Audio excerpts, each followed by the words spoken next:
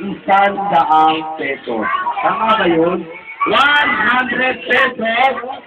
Naglagay kami ng pangalan ng Senaman sa ilalim ng siya. Pag nakuha niyan, 100 pesos po niyan!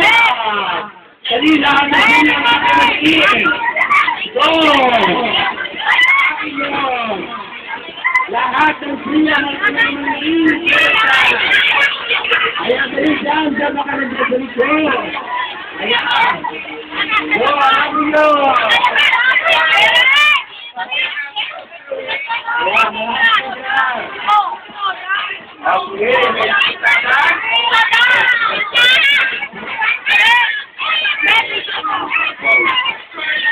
Maraming salamat. Ayan ang prices mo.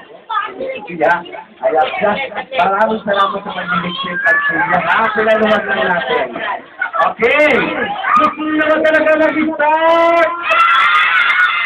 So, bago tayo mag-start, tatawagin ko ang ating Senaman. Kuya, sa kanan.